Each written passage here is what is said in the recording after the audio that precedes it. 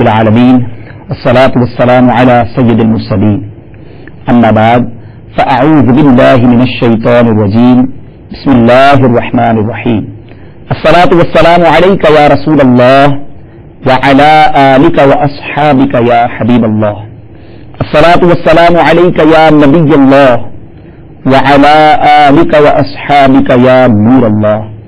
My dear Islamic brothers and viewers of Madani channel, Alhamdulillah Azza wa Jal, once again we are in our silsila discourses of Amir Ahl Sunnat, Bayanat At-Tariya. We are welcoming in our silsila, Alhamdulillah, in which we will listen speeches of Amir Ahl Sunnat, which is so much informative.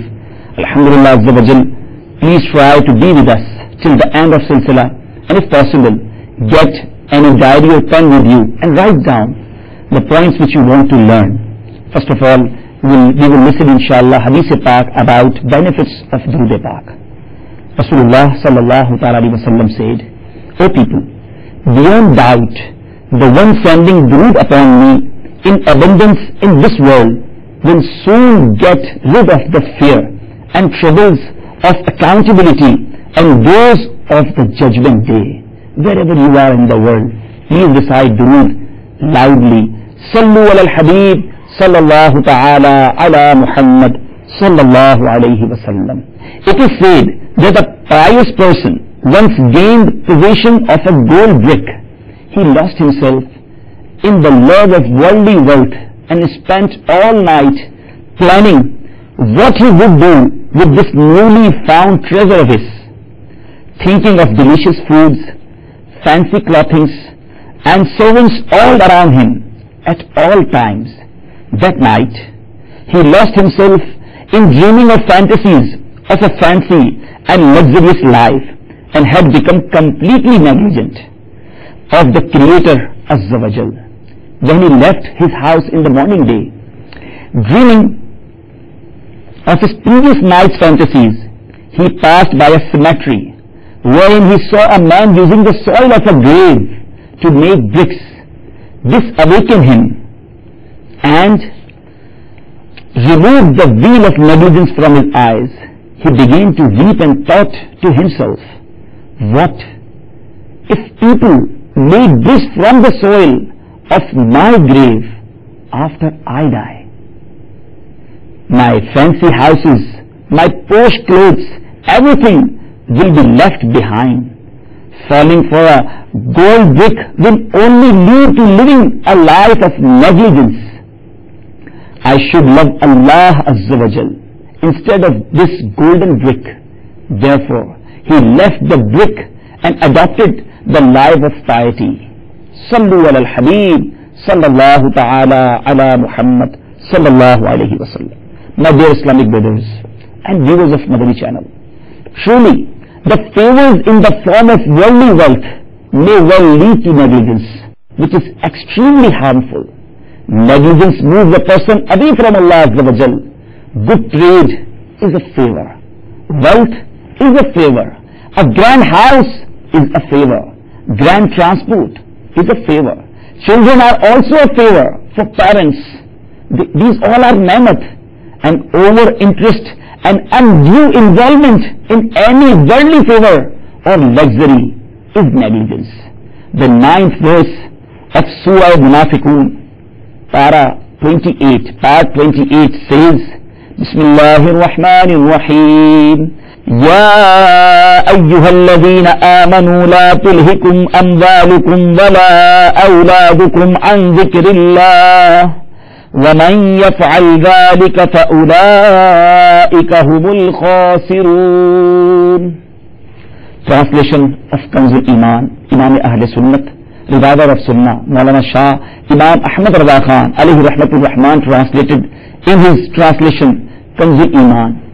O you who believe, do not let your wealth or your children distract you from the remembrance of Allah Azza wa Jal. Those who do so are the losers. The foregoing verse contains ample lesson, especially for those who reject the invitation to goodness and salah by saying, I am busy earning livelihood, getting sustenance and satisfying the needs of family is also a good deed. When I have time, I'll join you in the masjid. Certainly, it is negligence that makes a person utter such sentences. O you who are engrossed in earning the worldly wealth only, O you who travel to the far-flung countries of the world bearing difficulties just for getting wealth, but avoid attending the masjid. O you who spend huge amount of money on the decoration of your houses, but don't spend your wealth in the way of Allah Azza wa Jal. O you who adopt different sort of tricks to multiply your wealth, but remain indifferent to the enhancement of your good deeds. Wake up from your sleep.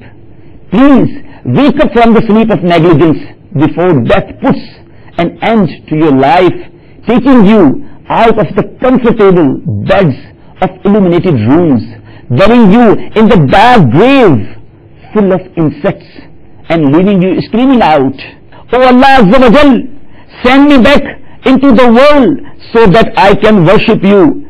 Send me back. I'll spend all my wealth for your pleasure. I'll offer all my salah with the first takbir with jamaat. I'll never miss even tahajjud. Ya Allah Azza wa Jal, just give me one more chance. I'll stay in the masjid all the time. I'll grow my beard as well as tresses. I'll wear turban, imama sharif on my head all the time. Oh Allah Azza wa Jal, just send me back. Give me one more another chance. I'll eradicate fashion from the world and spread the sunnah everywhere.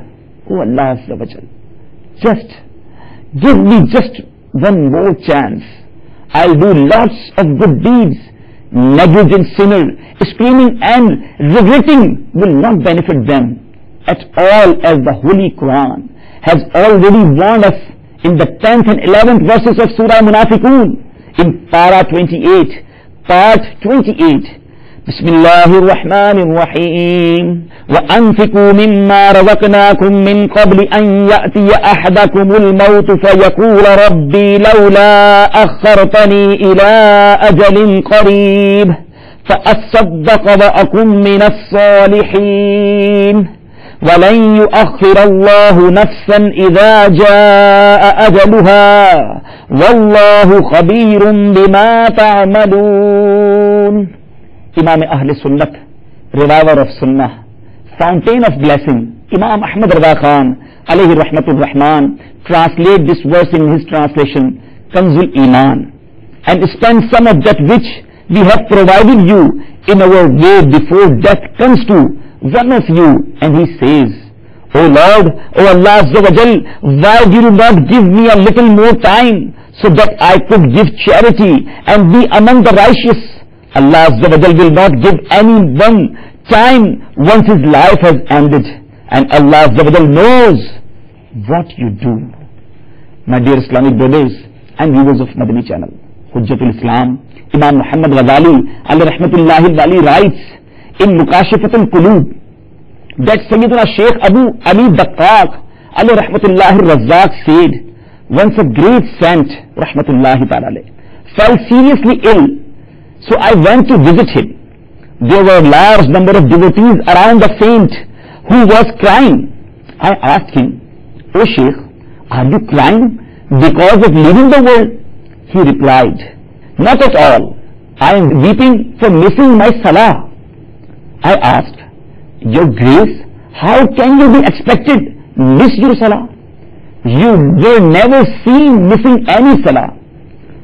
Then he replied, I always prostrated in negligence and lifted my head from prostration in negligence, and now I am dying in the state of negligence. He then heaved a deep sigh from the depths of his heart and read out these 4 Arabic couplets, whose translation is follows. I pondered about resurrection, judgment, and lying in my grave. Even after such glory and honor, I will be left alone and the soil will be my pillow. I have thought about the judgment and my book of deeds as well.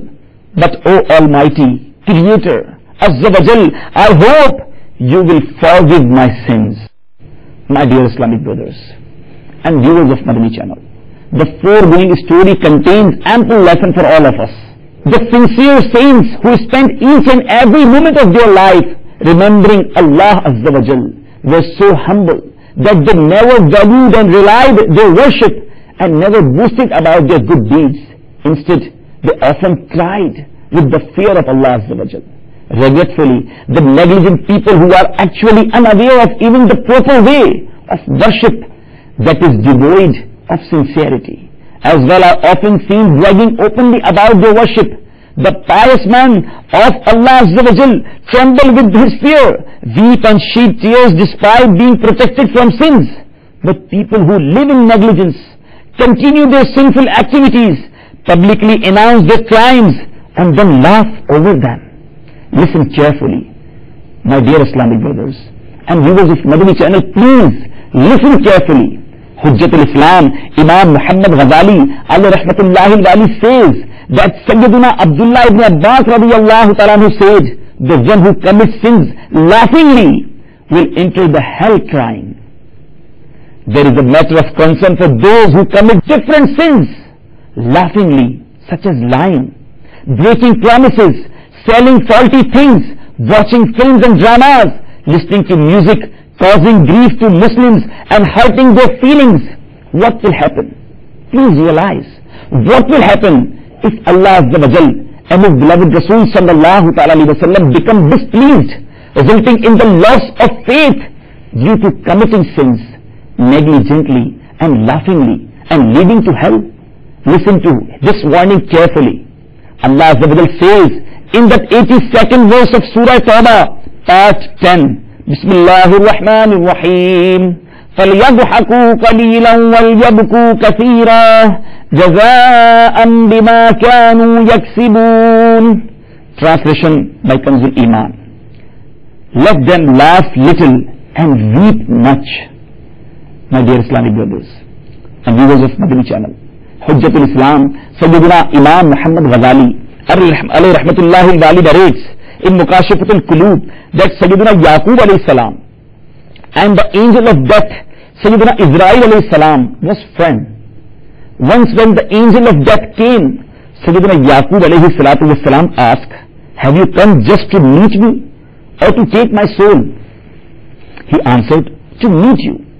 Sayyidina Yaqub alayhi salatu was salam said, before you take my soul, send me some messengers to let me know. The angel of death said that he would send one or two messengers. When the angel of death came to take his soul, Sayyidina Yaqub alayhi salatu was salam asked, you assured me to send some messengers before taking my soul. Where are they?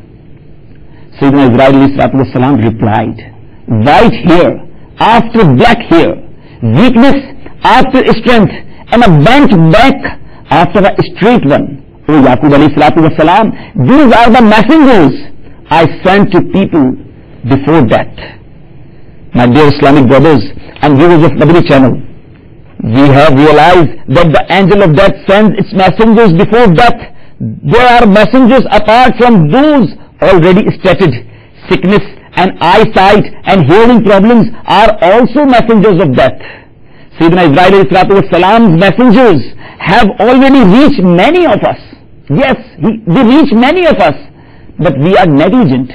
If one's hair begins to turn white, he regards it as an effect of flu, despite the fact that it is a messenger of death. If one falls ill, despite this being a messenger of death, he remains negligent. He forgets that illness kills innumerable people every day. The sickness that seems minor could possibly become fatal. And then his dear ones will cry, and his enemies will rejoice, and he will be buried in his dark grave, along with only his good or bad deeds. Remember, the one who lives in negligence and continues to commit sins has lost the way and has wandered into the darkness of evil. If Allah Azza wa Jal and His beloved Rasulullah sallallahu alaihi wasallam become displeased with him, he will be punished in the afterlife, where regret and shame will not be able to save him. You still have a chance. Yes, you still have a chance.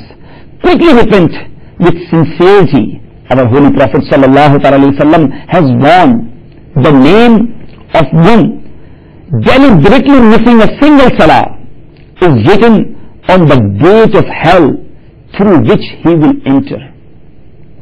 Another hadith says, if a person misses a single fast in month of Ramadan without a valid reason, he cannot compensate for that one missed fast even if he keeps fasting his whole life.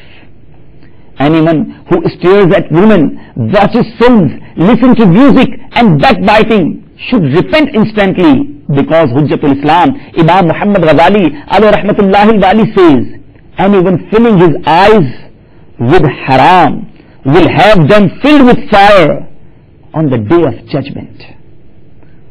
The famous hadith scholar and great Shafi'i saint Allama Jalaluddin Suyuti al-Shafi'i rahmatullahi ta'ala says, on the night of Miraj, the blessed Prophet Rasulullah sallallahu alaihi wasallam saw that nails had been hammered into the eyes and ears of some people.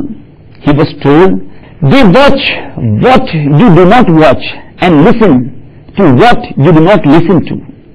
So people who look at and listen to haram things will have nails hammered into their eyes and ears.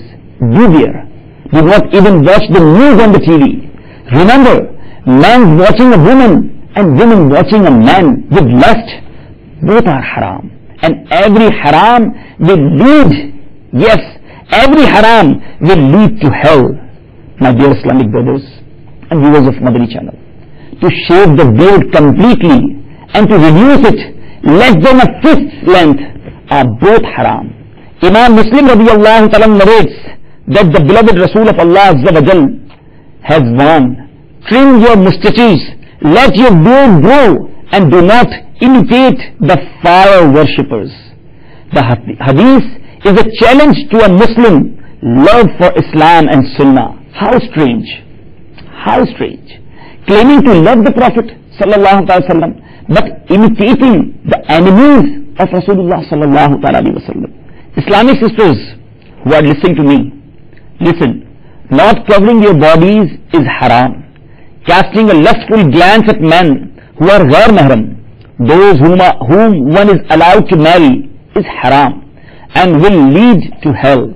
A man must avoid looking at, talking to and being alone with all his female cousins. He must also avoid the same in regards to his auntie's daughters. The same applies to a man and his own sister-in-law. In fact, the same ruling applies to a woman and her spiritual Piro Murshid. A woman cannot kiss the hands of her Piro Murshid. She cannot even have her head stroked by him. Girls should be kept weaned from the age of 9 and boys from the age of 12. The Holy Prophet Rasulullah sallallahu alaihi wasallam said, on the night of Miraj, I saw the tongues of man being cut with scissors. When I asked the reason, Jibreel alayhi salatu wasalam answered, they adorn themselves in the world using prohibited means. I also heard screaming and shouting from a ditch from which a foul smell was emanating. Jibreel alayhi salatu wasalam explained, these are women who adorn themselves with prohibited means.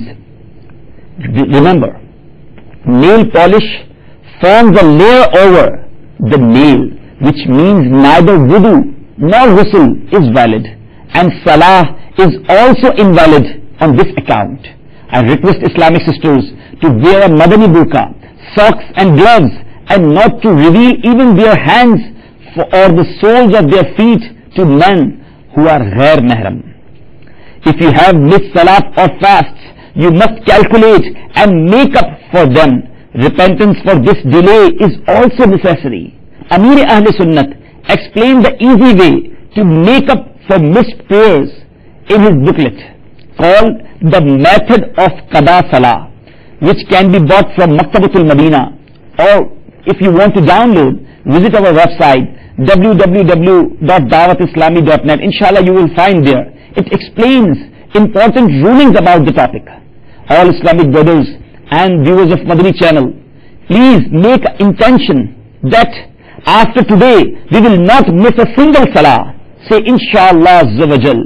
We will not miss a single fast in Ramadan. We will not watch films. We will not listen to music. We will not shave our beards. We will not trim them less than a fistful. Inshallah azza wa jal. Each and every one of us should join Dawat Islami. Inshallah azza wa jal, you will succeed in both worlds. Let me tell you about the recent blessing of Dawat Islami. Inshallah azza wa jal, it will fill your hearts with enthusiasm, and inshallah azza wa jal, turn into a garden of Medina. Inshallah.